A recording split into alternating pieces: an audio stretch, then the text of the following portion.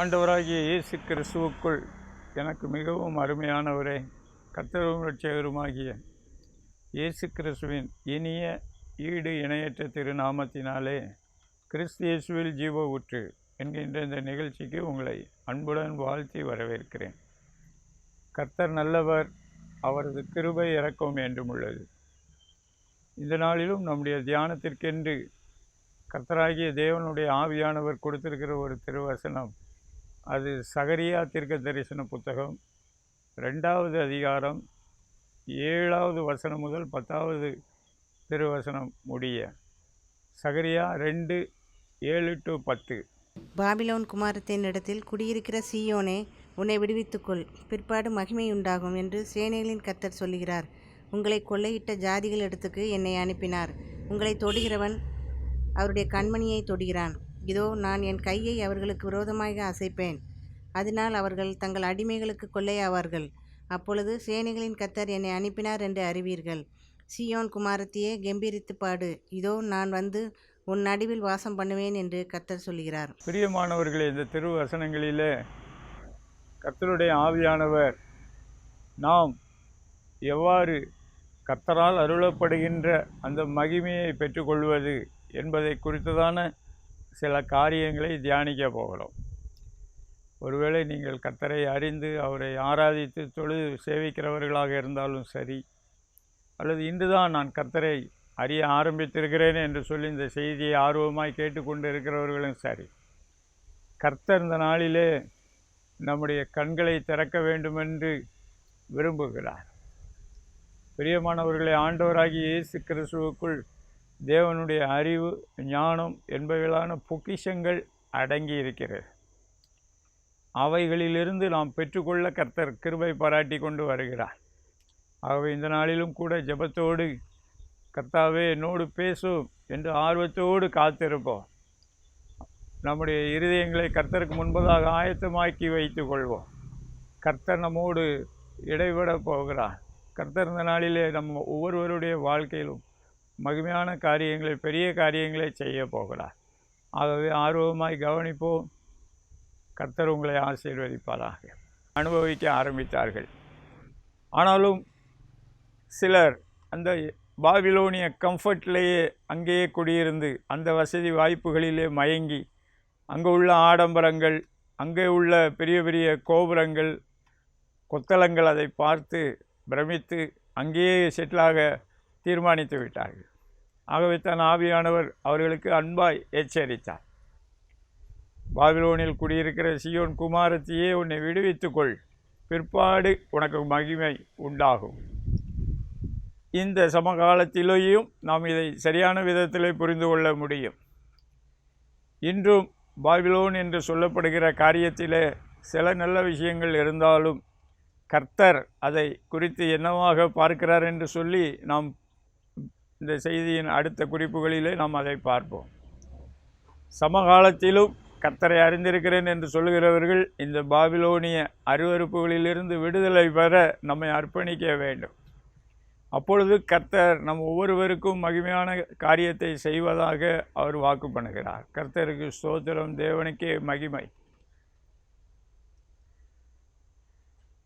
இந்த மகிமை என்றால் என்ன என்று பார்க்கும் பொழுது, வேதாகமத்திலே நம்ம எல்லாருக்கும் தெரிந்த ஒரு பாத்திரம் ஆதாம் ஏவாள்.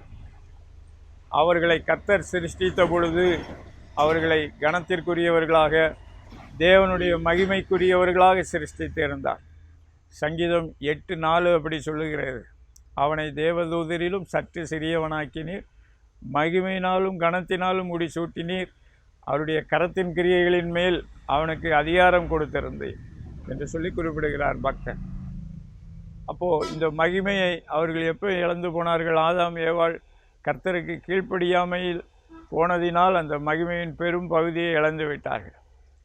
ஆனாலும் கர்த்தர் அவர்கள் மீது அன்பு வைத்து அவர்களுக்கு தோல் உடைகளை கொடுத்து, அதே நேரத்தில் அவர்களை அந்த ஏதேன் தோட்டத்திலிருந்து வெளியே அனுப்பிவிட்டார். எனக்கு அன்பான தேவனுடைய பிள்ளைகளே, அந்த மகிமையை, கனத்தை ஆண்டவராகிய இயேசு கிறிஸ்து அவர் சிலுவையிலே நமக்காகவும் இந்த பூமியில் உள்ள ஒவ்வொருவருக்காகவும் மரித்து அடக்கம் பண்ணப்பட்டு உயிர் தெழுந்தபடியினாலே அந்த மகிமையை அவர் திரும்ப பெற்றுக்கொண்டார்.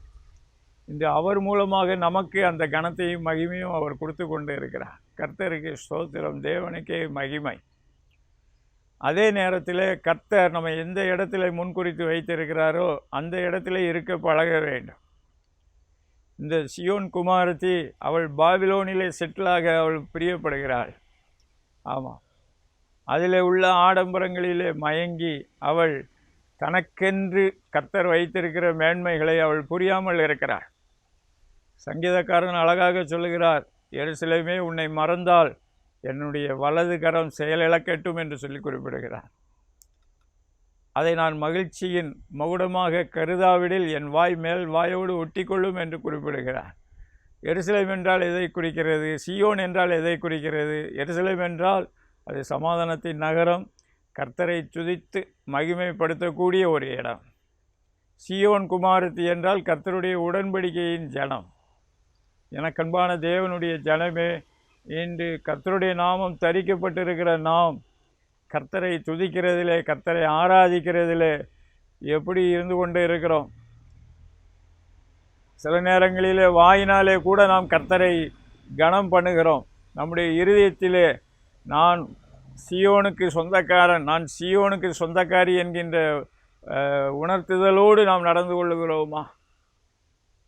ஆண்டவர் இந்த சியோன் குமாரத்தி பாபிலோனில் இருக்கிறபடியினால் அன்போடு கூப்பிடுகிறார்.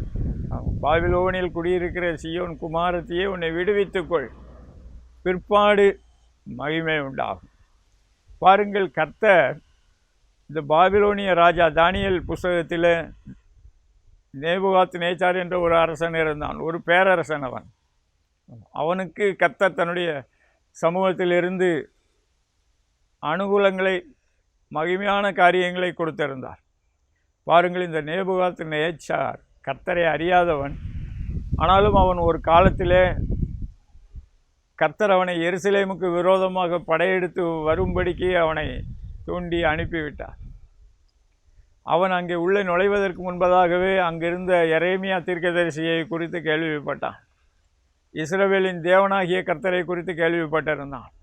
கர்த்தர் எப்படி தீர்க்க தரிசனங்களை கொடுக்கிறார், அதை அவர் எப்படி நிறைவேற்றுகிறார் என்பதை அறிந்திருந்தான். இன்றைக்கும் தேவ ஜனம் கர்த்தர் பேசுகிறார், கர்த்தர் அதை நிறைவேற்றுகிறார் என்கின்ற காரியத்திலே ஒரு விழிப்புணர்வு இல்லாமல் இருளுக்குள்ளே இருந்து கொண்டு இருக்கிறதை நான் என்னுடைய ஊழிய பாதையிலே பார்த்திருக்கிறேன். பாருங்கள், ஒரு புற ஜாதி, ஒரு புற மத அரசன், பேரரசன் சொல்லுகிறான். அங்கே இருந்த தீர்க்கதரிசியை அவன் அறிந்திருந்தான். தீர்க்கதரிசி சொன்ன தேவனாகிய கர்த்தரை அறிந்து வைத்திருந்தான். கர்த்தருடைய வார்த்தையின்படி எருசலேம் சிறைபிடிக்கப்பட்டது. அங்கே அநேகர் கொண்டு போகப்பட்டார்கள். அதில் தானியேலும் கொண்டு போகப்பட்டார். இந்த தானியேல் கர்த்தருக்கு முன்பதாக உத்தமனாக இருந்து கர்த்தருடைய வார்த்தைகளை பெற்றுக்கொண்டு தனக்காகவும் தன்னுடைய ஜனத்துக்காகவும் திறப்பிலே நிற்கக்கூடியவராக இருந்து கொண்டு இருந்தார். அவர் மூலமாக கர்த்தருடைய நாமம் மகிமைப்பட்டது. இந்த நேபுகாத் நேச்சார் வாழ்க்கையில் ஒரு சொப்பனத்தினால் அவர் மிகவும் கலங்கி கொண்டிருந்த பொழுது அந்த சொப்பனத்துக்கு அர்த்தம் கேட்டு அவர் ஒரு ஆணை பிறப்பித்தார். ஆமாம், அந்த சொப்பனத்தையும் சொல்லணும், அர்த்தத்தையும் சொல்லணும். அப்போது பாபிலோனில் இருந்த எல்லா வழிபாட்டுக்காரர்களுக்கும் அந்த வாய்ப்பு கொடுக்கப்பட்டது. வாய்ப்பு இல்லாத கட்டளை, எல்லாரும் அதுக்கு சொல்லணும். சொல்லலைன்னா அவர்களுக்கு மரண தண்டனை. அப்போது யாராலும் அதை சொல்ல முடியவில்லை. அப்போது தானியேலுக்குள்ளே கர்த்தர் கொடுத்திருந்த அந்த வெளிச்சம் இருந்தபடியினால், வழிநடத்துதல் இருந்தபடியினால் அவர் அந்த சொப்பனத்திற்கான அர்த்தத்தையும் சொன்னார், சொப்பனத்தையும் விளக்கினார். பாருங்கள், கர்த்தரோடு ஒரு மனிதன் நெருக்கமாக இருக்கும்போது தான் சொப்பனத்தையும் அறிந்து கொள்ள முடியும், அதன் அர்த்தத்தையும் அறிந்து கொள்ள முடியும். அப்பொழுது அந்த நேபுகாத் நேச்சார் தானியேலை அந்த பேரரசிலே உயர்த்தினார். ஆமாம், அந்த தானியேலுக்குள்ளே விசேஷித்த தேவ ஆவியானவர் இருக்கிறார் என்பதை அந்த நேபுகாத் நேச்சார் அறிக்கை செய்தார். கர்த்தருக்கு ஸ்தோத்திரம், தேவனுக்கே மகிமை. பாருங்கள், அந்த நேபுகாத் நேச்சாருக்கும் தானியேலுக்கும் நடந்த உரையாடல் தானியேல் தீர்க்க தரிசன புத்தகத்திலே குறிப்பிடப்பட்டிருக்கிறது. நீங்கள் அதை வாசித்து பாருங்கள். அதே போல் நேபுகாத்நேச்சாருக்கு இன்னும் ஒரு சொப்பனம் காண்பிக்கப்படுகிறது. அதற்கும் கர்த்தர் தானியேலின் மூலமாக விளக்கத்தை கொடுக்கிறார். அப்பொழுது தானியேல் அந்த நேபுகாத்நேச்சாரிடம் பேசுகிற வார்த்தைகளை கவனித்து பாருங்கள். தானியேல் 2வது அதிகாரம் 37வது வசனத்தில் வாசித்து பாருங்கள். அங்கே தானியேல் நேபுகாத்நேச்சாரிடம் சொல்லுகிறார், பரலோகத்தின் தேவன் உமக்கு ராஜரீகத்தையும் பராக்கிரமத்தையும் வல்லமையும் கொடுத்திருந்தார். பாருங்கள், நல்லா கவனித்து பாருங்கள். அவன் மகிமையை கர்த்தர் அந்த நேபுகாத்நேச்சாருக்கு கொடுத்திருந்தார். ஸ்தோத்திரம். அதே நேரத்தில் அவருக்கு கொடுத்த சொப்பனத்தின்படி அவருக்கு ஒரு எச்சரிப்பு கொடுக்கப்பட்டார். அவர் தன்னை உயர்த்தாமல் இருக்கும்படிக்கு ஒரு எச்சரிப்பு கொடுக்கப்பட்டார். ஆனால் அவர் அந்த எச்சரிப்பை தன்னுடைய மனதிற்குள்ளே ஒரு சிந்தனையிலே சற்று விலகினார். அப்பொழுது அந்த சொப்பனத்தின் காரியங்கள் அவருடைய வாழ்க்கையிலே ஒரு நொடி பொழுதில் சம்பவித்தது. அவர் ஒரு மிருகத்தை போல வெளியிலே தள்ளப்பட்டார். கர்த்தர் குறிப்பிட்டிருக்கிற காலம் வரைக்கும் அவர் மழையிலும் பனியிலேயும் இருந்தார். ஒரு குறிப்பிட்ட காலத்திற்கு பிறகு மறுபடியும் அவருக்கு நல்ல புத்தி வந்தது. ஆமாம், அவருடைய மிருக இருதயம் மறுபடியும் மனுஷ இருதயமாக மாற்றப்பட்டது. கர்த்தருக்கு ஸ்தோத்திரம், தேவனுக்கே மகிமை. தானியேல் 4வது அதிகாரம் 32 முதல் 34 நாம் அதை பார்க்கிறோம். 4வது அதிகாரத்தில் 34வது வசனத்தில் இந்த நேபுகாத்நேச்சார் இந்த பரலோகத்தின் தேவனாகிய கர்த்தருக்கு சகல மகிமையும் செலுத்துகிறார். அவர் நல்ல புத்தி தெளிந்த பின்பு. பிரியமானவர்களை, இந்த பூமியில் நம்முடைய துதி, நம்முடைய ஆராதனை மற்றும் சகல கன மகிமைக்கு பாத்திரர் பரலோகத்தின் தேவனாகிய கர்த்தர். அதை நம்முடைய வாழ்க்கையில் ஒருபோதும் மறந்துவிடக்கூடாது. அதை ஆழமாக நம்முடைய இருதயங்களில் பதித்து கொள்ள ஆண்டவர் கிறிஸ்து நமக்கு கிருபை பாராட்டுவாராக. ஆவியானவர் அதை நம்முடைய இருதயங்களில் அக்கினியாய் எழுதுவாராக. அவர் கர்த்தரை மகிமைப்படுத்த ஆரம்பித்த உடனேயே அவருடைய வாழ்க்கையில் மறுபடியும் அவருக்கு இழந்த எல்லாம் அவருக்கு திரும்ப கொடுக்கப்பட்டார். நீங்கள் 4வது அதிகாரம் 36வது வசனத்தில் வாசித்து பாருங்கள். அவருடைய முகக்கலை திரும்ப வந்தது, அவருடைய மகிமை திரும்ப வந்தது. எனக்கன்பான தேவனுடைய ஜனமே, ஸ்தோத்திரம். முதலாவதாக இந்த மகிமை என்பது பர்சனல் லைஃப்பிலிருந்து ஆரம்பிக்க வேண்டும். கர்த்தர் அதை நமக்கு கொடுக்க வல்லவராக இருக்கிறார். கர்த்தராகிய தேவனால் நமக்கு கொடுக்கப்படுகிற இந்த பாக்கியங்களை குறித்து அறியாதவர்களாக உலகத்திலே நாம் அதை எப்படி ஆகிலும் தேடி கண்டுபிடிச்சு விடலாம் என்று சொல்லி ஓடிக்கொண்டு இருக்கிறீர்களா? பாருங்கள், அந்த நேபுகாத்நேச்சாருக்கு கர்த்தர் தாமே அதை கொடுத்திருந்தார்.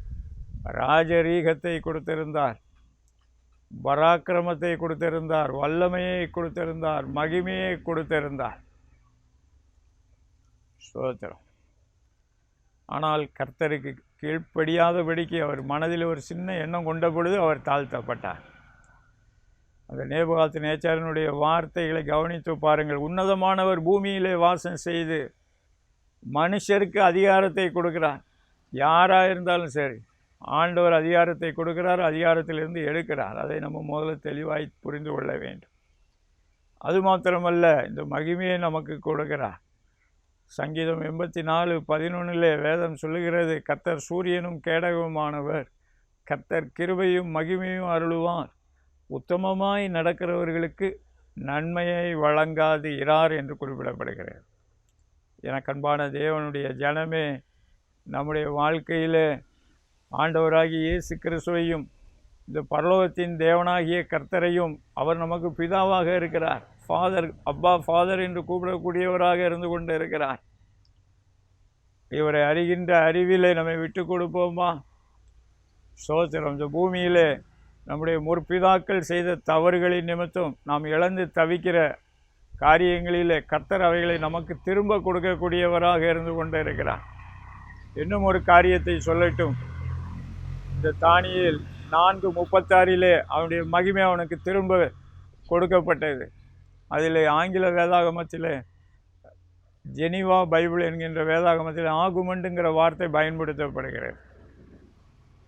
ஆகுமெண்ட்டுங்கிற வார்த்தை வழக்கமான மல்டிப்ளிகேஷனுக்கும் அதிகமான விதத்திலே நம்முடைய வாழ்க்கையில் கர்த்தருடைய அதிசயமான கிரியைகள் வெளிப்பட்டு நமக்கு உரிய அந்த மகிமை, அந்த முகக்கலை எல்லாம் திரும்ப கொடுக்கப்படும். கர்த்தருக்கு ஸ்தோத்திரம், தேவனுக்கே மகிமை.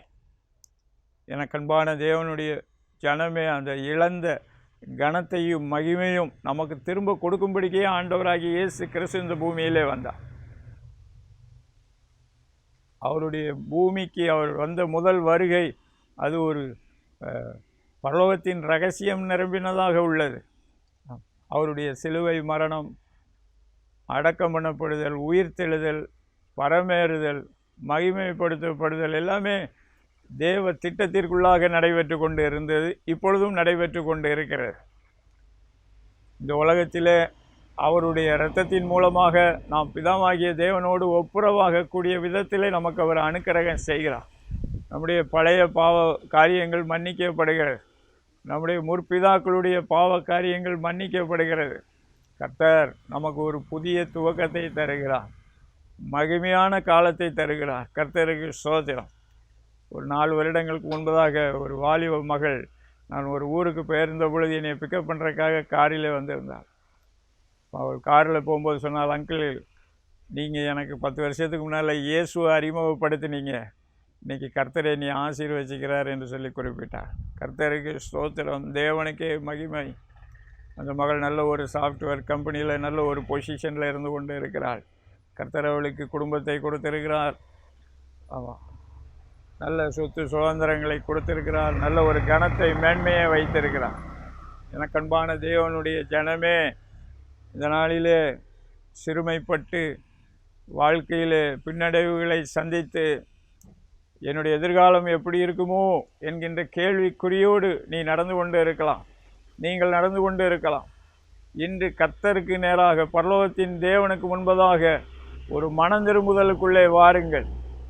கர்த்தருடைய வெளிச்சத்திலே நடக்க உங்களை விட்டு கொடுங்கள். கர்த்தர் உங்கள் வாழ்க்கையில் இழந்த எல்லாவற்றையும் உங்களுக்கு திரும்ப கொடுத்து உங்கள் வாழ்க்கையிலே அவர் தான் வைத்திருக்கிற கனத்தை, மகிமையை உங்களுக்கு கொடுப்பார். கர்த்தருக்கு ஸ்தோத்திரம், தேவனுக்கே மகிமை. அடுத்தபடியாக இந்த பாபிலோனை குறித்து நாம் பார்க்கிறோம். பாபிலோன் என்பது பரிசுத்த வேதாகமத்திலே நேபுகாத் நேச்சார் காலத்திலே அந்த தேசம் கர்த்தரை அறிந்திருந்த ஒரு தேசம். கர்த்தர் ஒரு சொப்பனத்தின் மூலமாக அந்த நேபுகாத் நேச்சாருக்கு குறிப்பிடுகிறார். ஒரு பெரிய சிலையை காண்பித்து அந்த சிலையின் தலை பொன்னாக இருந்தது. அந்த பொன்னான தலை நீர்தான் என்று சொல்லி நேபுகாத் நேச்சார் குறிப்பிடப்படுகிறார். பாருங்கள், நம்ம எல்லாருக்கும் தெரியும், பொன் மகிமையான ஒரு காரியம். ஆமாம், வெள்ளியும் பொன்னும் கர்த்தருடையது. அவர் அதுக்கு தமக்கு பிரியமானவர்களுக்கு அதை கொடுக்கிறார். கர்த்தருக்கு ஸ்தோத்திரம். நேபுகாத் நேச்சார் காலத்திலே அது பொன்னாக அந்த பாபிலோன் பேரரசு பிரகாசித்தது. முழு பூமியிலும் அவர்கள் ஆட்சி பண்ணினார்கள். அது இந்த நாட்களிலே அது பூமியின் வரைபடத்திலே ஈராக் என்று சொல்லப்படுகிறது. ஈரான், ஈராக் பகுதிகள் அந்த தேசத்தின், அந்த பாபிலோனிய பேரரசின் தலைமை பகுதியாக இருந்து கொண்டு இருந்தது.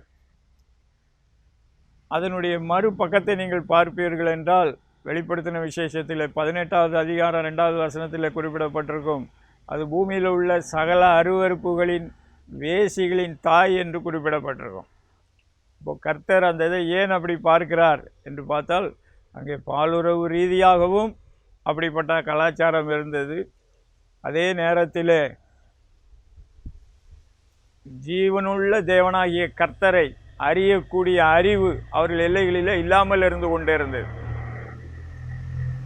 அது இல்லாமல் இருந்து கொண்டிருந்தபடியினால் சகலவிதமான மந்திரவாதங்கள், பில்லி சூனியங்கள் போன்ற தவறான காரியங்களிலே அவர்கள் தங்களை கெடுத்து போட்டு கொண்டு இருந்தார்கள். அவர்களுடைய வாழ்க்கை சகலவித அருவருப்புகளின் காரியங்கள் நிரம்பினதாக இருந்து கொண்டு இருந்தது. இந்த நேபுகாத் நேச்சாருடைய பேரனுடைய காலத்திலே அந்த அருவருப்பு உச்சக்கட்டத்தை எட்டியது. அப்பொழுது அவர் தன்னுடைய அங்கே விருந்து சாலையில் தன்னுடைய வைப்பாட்டிகளோடு இருந்து அங்கே எருசலேம் தேவாலயத்திலிருந்து கொண்டு வரப்பட்ட பாத்திரங்களிலே மதுவை ஊற்றி குடித்து கொண்டிருந்த நேரத்திலேயே அங்கே தேவனுடைய விரல் அங்கே செவற்றிலே தோன்றி மெனே மெனே தெக்கேல் உப்பார்சியின் என்று எழுதினது. பாருங்கள், அவர்களுக்கு அந்த அர்த்தம் மறுபடி தெரியவில்லை. பாருங்கள், ஓப்பன் விஷன், அதை குறித்து அவர்கள் கலங்கினார்கள். உடனே அந்த அந்த பேரரசனுடைய குடும்பத்தாரில் ஒருவள் சொன்னாள், இங்கே தானியேல் என்று ஒருவன் இருக்கிறான், அவனுக்கு தெரியும், இப்படிப்பட்ட காரியங்களை கர்த்தரிடத்தில் கேட்டு சொல்லுவான் என்று உடனே அவனை அழைத்து வர சொல்லி ஏற்பாடு பண்ணும்போது அங்கே தானியேல் அந்த ராஜாவோடு பேசுகிறான். ஆமாம், இந்த காரியம் உம்முடைய வெகுமானங்கள் உம்மிடத்திலேயே இருக்கட்டும், நான் இந்த அர்த்தத்தை உமக்கு சொல்லுவேன் என்று சொல்லி இந்த மெனே தெக்கேல் உப்பார்சின் என்பதின் அர்த்தத்தை அவர் விளக்குகிறார். தேவன் உன்னை தராசிலே வைத்து நிறுத்து பார்க்கிறார். ஆமாம், உன்னுடைய ராஜ்யத்திற்கு முடிவு உண்டாக்கினார் என்று குறிப்பிடுகிறார். பாருங்கள், வேதம் பதிவிடுகிறது, அன்று இரவிலேயே அவனுடைய அரசாட்சியை அவனை விட்டு பறிபோனது. ஆமாம், அதுக்கு அடுத்து மேதிய பெர்சிய ராஜாக்கள் அங்கு வந்து ஆட்சி பண்ணினார்கள் என்று குறிப்பிடப்படுகிறது. எனக்கு அன்பான தேவனுடைய பிள்ளைகளை, ஒரே நாளிலே ஸ்தோத்திரம், ஒரு க்ஷண பொழுதிலே அவர்களுடைய அழிவு வந்தது. அவர்கள் தங்களுடைய சிந்தனைகளில் இருமாப்படைந்து தங்களை யாரும் ஒன்றும் செய்ய முடியாது என்று அசைக்க கற்பனை கூட செய்ய முடியாது என்று நினைத்து கொண்டு இருந்தார்கள். வேதாகமத்திலே குறிப்பிடப்பட்டிருக்கிறது, தானியேலின் புஸ்தகத்திலே நீங்கள் வாசித்து பாருங்கள். ஒருவேளை நீங்கள் பூமிக்குரிய வரலாற்று காரியங்களிலே நீங்கள் ஆர்வமுள்ளவர்களாக இருப்பீர்கள் என்றால் பூமிக்குரிய வரலாற்று ஆய்வுகளிலும் நீங்கள் பார்க்கலாம். நேபுகாத் நேச்சாரை குறித்து அநேக குறிப்புகள் இருக்கிறது, பாபிலோன் பேரரசை குறித்து அநேக குறிப்புகள் இருக்கிறது. அது கிமு ஒரு 500-600 ஆண்டுகளுக்கு முன்பதாக இருந்த ஒரு நாகரிகம். கர்த்தருக்கு ஸ்தோத்திரம், தேவனுக்கே மகிமை. சமகாலத்திலும் அந்த அறிவிப்புகள் இருந்து கொண்டு தான் இருக்கிறது, இன்னும் வருங்காலத்திலும் அது இருக்கத்தான் போகிறது. வெளிப்படுத்தின விசேஷம் 18வது அதிகாரம் 2வது திருவசனத்தில் அங்கே அப்போஸ்தலனாகிய யோவானுக்கு பரலோகத்தின் தேவனாகிய கர்த்தர் ஆண்டவராகிய இயேசு கிறிஸ்துவின் மூலமாக அதை விளக்குகிறார். அதுக்கு என்ன நியாய தீர்ப்பு கொடுக்கப்படுகிறது? அதனுடைய கப்பல்கள் எங்கெல்லாம் பூமி எங்கும் சுற்றிக்கிட்டு இருக்குது, வர்த்தகர்கள், ஆமாம், அதை என்ன வியாபாரம் பண்ணுறாங்கன்னு பார்த்தா அதில் மனுஷனையும் விற்பாங்க அவங்க. ஆமாம், இது ஒரு மனிதத்தன்மை இல்லாத ஒரு காலகட்டத்திலே சில நேரங்களிலே நம்முடைய பூமியிலே சில நேரங்களிலே காணப்படுகிறது. இன்னும் கடைசியிலே இன்னும் கொடிதான காலங்கள் வரும் என்று ஆவியானவர் எச்சரித்து வைத்திருக்கிறார். நாளில் இதை கேட்டுக்கொண்டிருக்கிற அன்பான சகோதரனே சகோதரி, கர்த்தருக்கு பிரியமில்லாத இந்த காரியத்தை விட்டு நாம் மனம் திரும்ப வேண்டும். கர்த்தரோடு, ஜீவனுள்ள தேவனாகிய அவரோடு ஒரு உண்மையான அன்பிற்குள்ளே, ஐக்கியத்திற்குள்ளே, உடன்படிக்கையின் உறவுகளுக்குள்ளே நாம் வர வேண்டும் என்று கர்த்தருடைய ஆவியானவர் விரும்புகிறார். அப்பொழுது நம்முடைய வாழ்க்கையிலே ஆண்டவராகி இயேசு கொடுக்கிற சமாதானத்தை பெற்றுக்கொள்ள முடியும். ஆண்டவராகி இயேசு கிறிஸ்து கொடுக்கக்கூடிய ரட்சிப்பை பெற்றுக்கொள்ள முடியும். ஆண்டவராகி இயேசு கிறிஸ்து கொடுக்கக்கூடிய ஜீவனின் பரிபூரணத்தை பெற்றுக்கொள்ள முடியும். நித்திய ஜீவனை பெற்றுக்கொள்ள முடியும். பூமிக்குரிய வாழ்க்கையிலும் கர்த்தர் நமக்கென்று வைத்திருக்கிற கனத்தை, மகிமையை பெற்றுக்கொள்ள முடியும். பரலோகத்திலும் நாம் அவரோடு என்றென்றுமாய் வாழ முடியும். எனக்கு அன்பான தேவனுடைய ஜனமே, இந்த விஷயத்தில் கர்த்தரை விட்டு நாம் விலகி ஓட வேண்டுங்கிற நினைப்பு நமக்குள்ளே வரக்கூடாது. ஆவியானவர் நம்மை அன்பாய் அழைக்கிறார். இன்று கர்த்தருடைய சத்தத்தை கேட்கிற நாம் கர்த்தருக்குள்ளே ஒரு நல்ல ஒரு தீர்மானத்தை எடுக்க முன் வருவோம். கர்த்தர் நம்முடைய வாழ்க்கையில் மகிமையான காரியங்களை செய்வார். அடுத்தபடியாக, இன்று நாம் கர்த்தரை அறிந்திருக்கிறோம் என்று சொல்லுகிறவர்களும் இந்த விஷயத்தில் இன்னும் வளர வேண்டும், தேர வேண்டும் என்று ஆவியானவர் விரும்புகிறார். ரோமருக்கு எழுதின நிருபத்திலே 2வது அதிகாரம் 7வது வசனத்திலே, இன்று கர்த்தருக்காக ஓட்டத்தை துவங்கினவர்களும் சோர்ந்து போகாமல் கனத்தையும் மகிமையும் தேட வேண்டும் என்று ஆவியானவர் விரும்புகிறார்.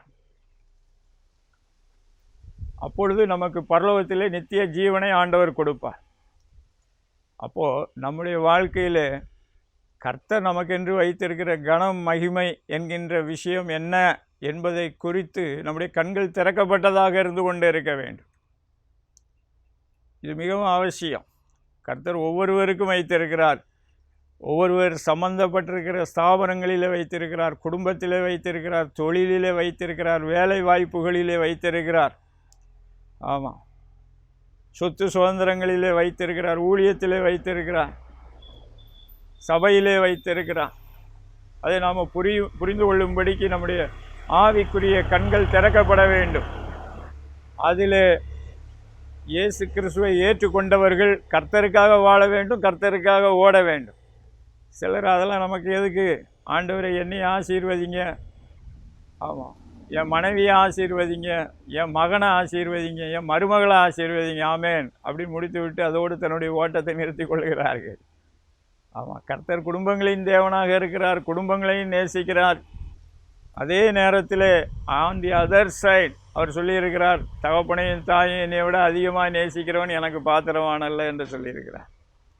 எனக்கு அன்பான தேவனுடைய ஜனமே, ஆவியானவருடைய வழி நடத்துதலின்படி நீங்கள் அடுத்த ஸ்டெப் எடுத்து வைக்க முயற்சிக்க வேண்டும்.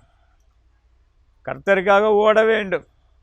அப்போது சோர்ந்து போகாமல் கர்த்தருக்காக ஓடும்போது நம்ம கனத்தையும் மகிமையும் தேட வேண்டும். கர்த்தர் எனக்கென்று வைத்திருக்கிற கனம், எனக்கென்று வைத்திருக்கிற மகிமை, குடும்பத்திற்கென்று, தொழிலுக்கென்று, சொத்து சுதந்திரங்களுக்கென்று வைத்திருக்கிற அந்த கனத்தை நாம் பெற்றுக்கொள்ள வேண்டும். பிரியமானவர்களே, அதை நாம் பெற்றுக்கொள்ள பிரயாசப்பட வேண்டும். கர்த்தருக்குள் கர்த்தர் நமக்கு அதை கொடுப்பார். அவன் நம்ம பிரயாசப்படுறது கூட ரெண்டாவது தான். கர்த்தர் நம்மை தள்ளும்போது அவரோடு கூட இசைந்து செயல்படுகிறவர்களாக இருக்க வேண்டும். எனக்கு அன்பான தேவனுடைய ஜனமே, ஸ்தோத்திரம். இன்று அதிலும் பாருங்க, கர்த்தராகிய தேவனுக்கு கொடுக்குற இடத்த வேறு காரியங்களுக்கு கொடுத்துருவாங்க. ஆமாம், கொடுத்துட்டு அவங்க சுய திருப்தி அடைந்து கொள்வார்கள்.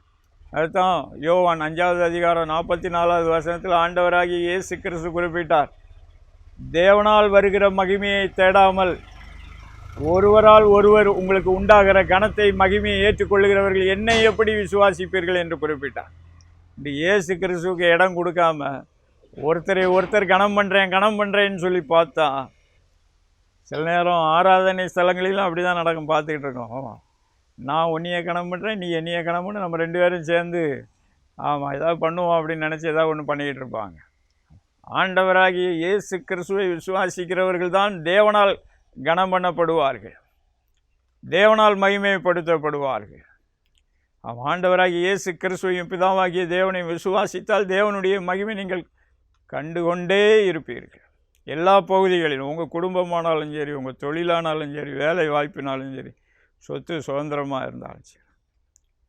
சோத்திரம். இன்று உலக மயக்கம் சில பேரை தேவனால் வருகிற அந்த கனத்தை மகிமையை தேடுகிறதை பார்க்கலாம். பூமிக்குரிய காரியங்கள்லேயே மூழ்கடித்து அவங்கள ஆமாம் அதில் திருப்தி இருக்காது.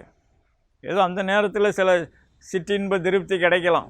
ஆமாம், இவர் என்னை ரொம்ப புகழ்ந்துட்டார், ஆமாம் இவர் எனக்கு அப்படி பண்ணிட்டாரு இப்படி பண்ணிட்டாரு அப்படின்னு சொல்லி எனக்கு அன்பான, அது தேவனிடத்திலிருந்து வந்ததான். நீங்கள் கர்த்தரிடத்தில் கேட்டு பாருங்கள், ஆவியானவர் உங்களுக்கு கற்றுத் தருவா. உங்கள் குடும்பம் கர்த்தரால் உருவாக்கப்பட்டிருக்கிறதா, உங்கள் வேலை வாய்ப்பு கர்த்தரால் கிடைத்ததா, உங்கள் தொழில் கர்த்தரால் நடத்தப்பட்டு கொண்டு இருக்கிறதா, உங்கள் சொத்து சுதந்திரங்கள் தேவனால் உங்களுக்கு கொடுக்கப்பட்டதா. பவுல் அப்போஸ்தலன் குறிப்பிடுகிறார், விசுவாசத்தினால் வராத யாவும் பாவமே என்று குறிப்பிடுகிறார். நீங்கள் ஆண்டவர் பேரை சொல்லிக்கொண்டு பாவம் செய்து கொண்டு இருந்தாலும் ஆவியானவர் இந்த நாளிலே உங்களை எச்சரிக்கிறார். கர்த்தருக்கு முன்பதாக மனம் திரும்புங்கள்.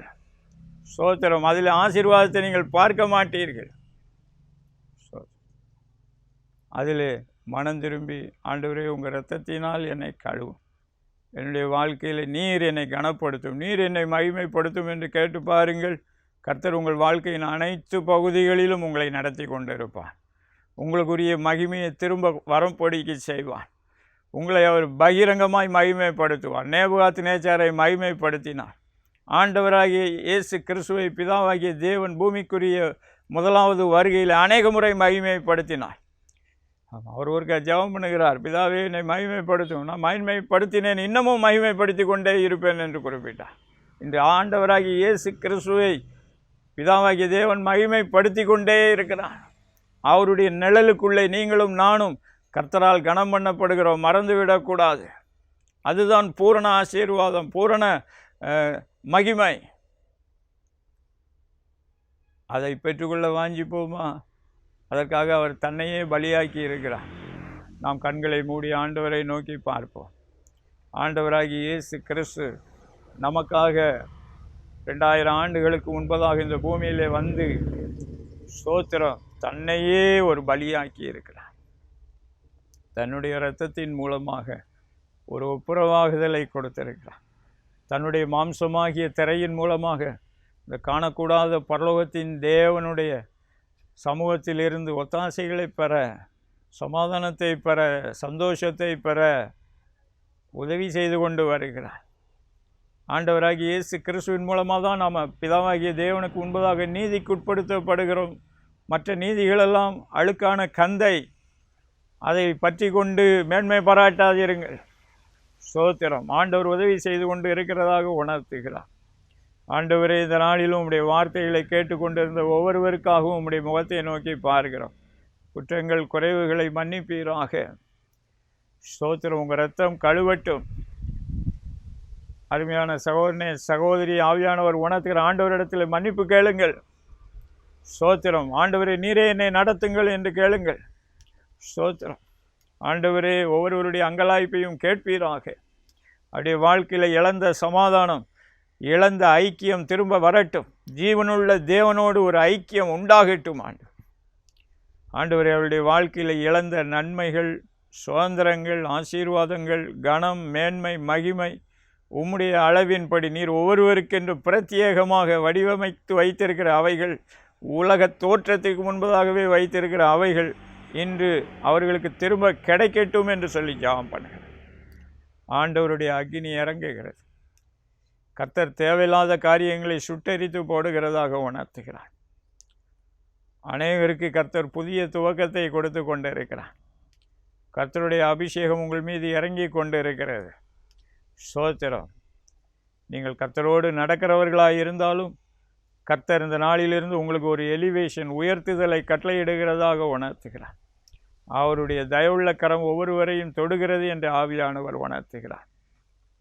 ஸ்தோத்திரம். ஆண்டவர் உங்களுக்கென்றும், உங்கள் குடும்பம், உங்கள் தொழில், வேலைவாய்ப்பு, சொத்து சுதந்திரங்கள், ஊழியம் போன்ற காரியங்களிலே கர்த்தர் உங்களை கனப்படுத்துகிறதை நீங்கள் காண்பீர்கள். உங்களுக்கென்று பிதாவாகிய தேவனால் முன்குறிக்கப்பட்டிருக்கிற மகிமை வந்து கொண்டு இருக்கிறது என்று ஆவியானவர் உணர்த்துகிறார்.